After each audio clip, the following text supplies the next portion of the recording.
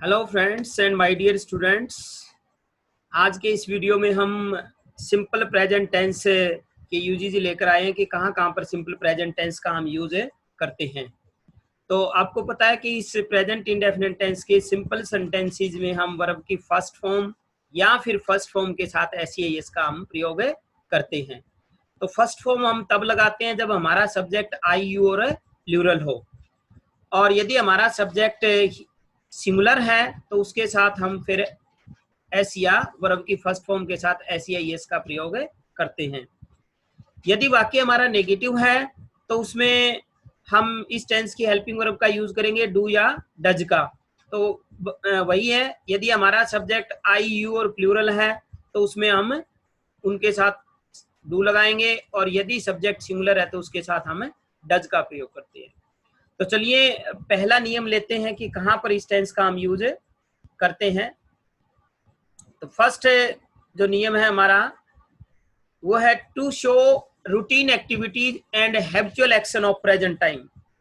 यदि कोई routine activity है, दिनचर्या का काम है, जैसे सुबह उठना है, नहाना है, ब्रेकफास्ट करना है, ये रूटीन एक्टिविटी है हमारी, ऑफिस जाना है, और या फिर कोई हैबिचुअल एक्शन है, तो इस तरह के लिए हम सिंपल प्रेजेंट टेंस का यूज करते हैं, लेकिन वो प्रेजेंट टाइम का होना चाहिए। यदि रूटीन एक्टिविटी या हैबिचुअल एक्शन आपका पास्ट का है तो फिर उसमें पास्ट इंडेफिनिट टेंस का प्रयोग हमें करना पड़ेगा हमें। तो चलिए देखते हैं, हम एग्जांपल लेते हैं। इस नियम को करने के लिए कुछ एडवर्ब्स हैं जो हम याद कर लें तो इस नियम को बड़ी आसानी से हम कर सकते हैं। वो हमारा एक बड़ा ही शॉर्ट ट्रिक है फॉर्मूले की, few dog and rose. Few dog and rose के अंदर ये सारे कुछ एडवर्ब्स आ जाती हैं। यदि इन एडवर्ब्स को याद कर लें और यदि किसी भी वाक्य में ये एडवर्ब आती हैं तो इसका मतलब इसमें हम सिंपल प्रेजेंट टेंस का यूज करेंगे। पास्ट का इंट मिलता है तो पास्ट इंडेफिनिट टेंस का यूज करेंगे। तो उसमें कौन कौन सी होती हैं आपकी, जैसे फ्यू में एफ से फ्रीक्वेंटली, यू से यूजुअली, डी से डेली, डॉग ओ से ओकेजनली, और डॉग जी से जनरली, फिर एंड रोज रो से आर से रेयरली, ओ से ऑफन एंड ऑलवेज, एस से सेल्डम, और ई से every plus time. Every plus time का मतलब एवरी मंथ हो सकता है, एवरी वीक, एवरी ईयर। ये शब्द यदि किसी भी वाक्य के अंदर दिखाई देते हैं तो इसका मतलब इस नियम का प्रयोग उसमें हुआ है और हमें इसका प्रयोग करना है। तो चलिए देखिए, फर्स्ट सेंटेंस को हम देखते हैं। इसमें यूजुअली आया, उन्हीं में से एक शब्द है, और पास्ट का इस वाक्य में कहीं हिंट नहीं है। तो आई हमारा सब्जेक्ट है तो इसमें हम क्या कर देंगे, गो का गो कर देंगे, फर्स्ट फॉर्म का प्रयोग कर देंगे, गो का गो। सेकंड है हमारा राधा डैश लर्न हर चैप्टर डेली। तो इसके अंदर भी डेली उन्हीं में से एक शब्द एडवर्ब यूज हुई है, तो इसमें हमें सब्जेक्ट देखना है, सिंगुलर सब्जेक्ट है, तो लर्न के साथ एस का हमने प्रयोग कर दिया, लर्न्स, एस लग जाएगा लर्न क्रिया के साथ। थर्ड है we dash not consult the doctor every day. अब इसमें भी हमारा यहाँ पर पहचान होती है, एवरीडे से पहचान है, उन्हीं में से एक शब्द है, और पास्ट का हिंट कहीं भी नजर नहीं आ रहा सेंटेंस में, तो सिंपल प्रेजेंट टेंस का यूज होगा। लेकिन वाक्य हमें क्या बनाना है, नेगेटिव बनाना है, क्योंकि वर्ब के साथ यहाँ पे हमें क्या मिला हुआ, नॉट। तो इसका मतलब इसमें डू नॉट डज नॉट का प्रयोग हमें करना है। तो वी हमारा प्लूरल सब्जेक्ट है तो हम डू नॉट का प्रयोग करेंगे, तो वी डू नॉट कंसल्ट, ये हमारा बन जाएगा। चलिए नेक्स्ट नियम लेते हैं हम। नेक्स्ट नियम है, a sentence start with here and there and ends with sign of a exclamation.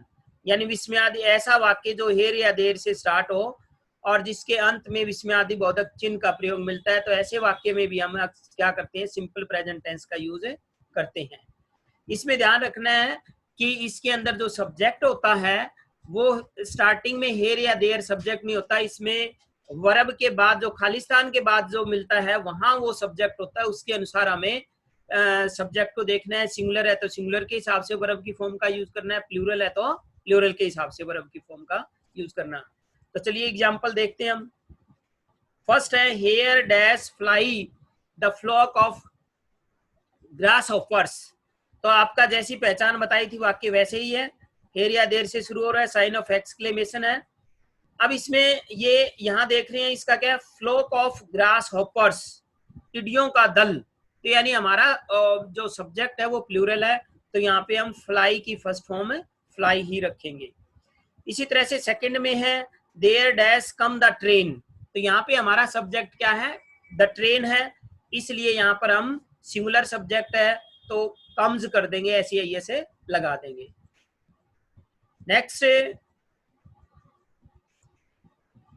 Next है to make an imperative sentences. तो इम्पेरेटिव सेंटेंसेस आप सबको पता है, जिसमें सब्जेक्ट नहीं होता वो इम्पेरेटिव सेंटेंस होता है। तो इसमें डायरेक्ट बिगिनिंग में ही बिना सब्जेक्ट के वर्ब की फॉर्म भरने के लिए आती है, तो इसका मतलब वहां पर हमें सिंपल प्रेजेंट टेंस का यूज करना है और उसमें फर्स्ट फॉर्म का यूज करना है। कई बार please, kindly, don't, always, never ये शब्द पहले मिल जाते हैं, इनके बाद में ब्लैंक मिलता है, तो ये कभी भी सब्जेक्ट नहीं होते, तो भी हमें फर्स्ट फॉर्म का ही प्रयोग करना है। तो देखिए example, kindly dash forgive me this time, तो इसमें इस फॉरगिव क्रिया का कोई भी सब्जेक्ट नहीं है, kindly is not a subject, तो यहाँ पर हम फॉरगिव का फॉरगिव कर देंगे।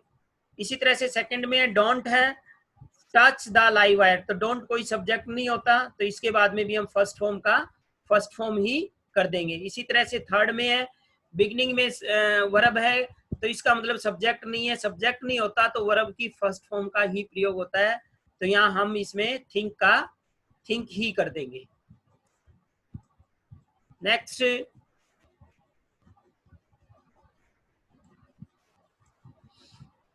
नेक्स्ट है to show a statement of universal truth और अ प्रोवर्ब।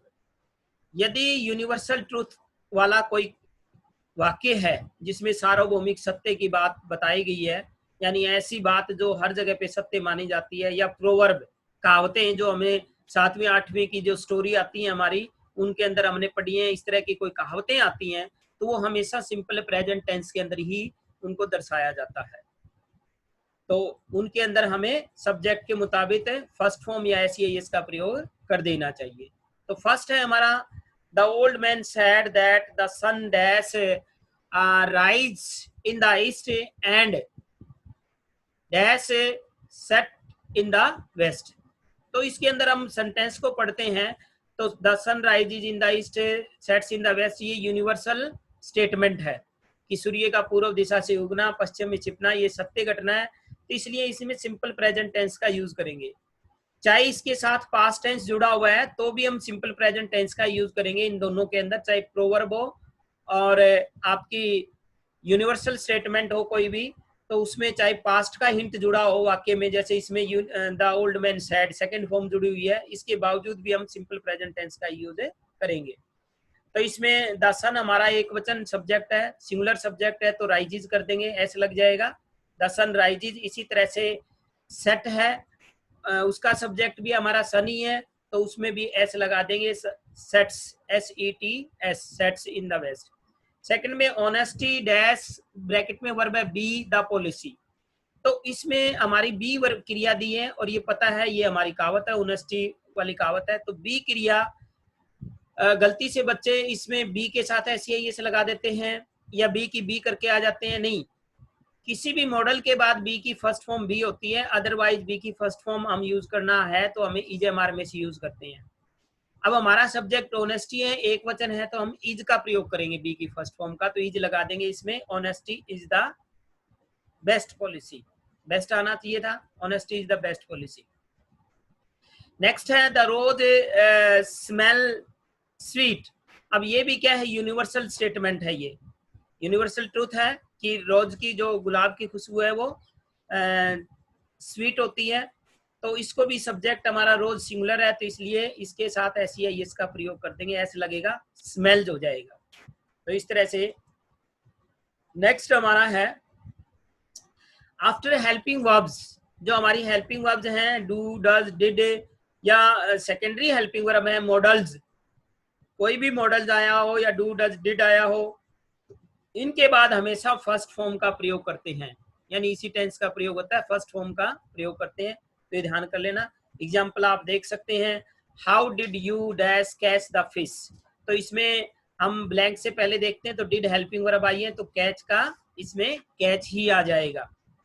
इसी तरह से दूसरा है I can't accept your offer, तो इसमें क्या है, कैन मॉडल आया है, उसके बाद में एक्सेप्ट का एक्सेप्ट ही आ जाएगा। तीसरे के अंदर हम देखते हैं डोंट आया है, तो डोंट आया है तो इसके बाद में भी हम फर्स्ट फॉर्म का ही प्रयोग करेंगे, don't worry I will handle the case, worry का वरी रह जाएगा। नेक्स्ट नियम देख लेते हैं हम। नेक्स्ट है हमारा after some bare infinitive verbs, तो ये नॉन फाइनाइट का चैप्टर करोगे जब आपको पता लगेगा कि बेयर इन्फिनिटिव वर्ब्स कौन सी होती हैं।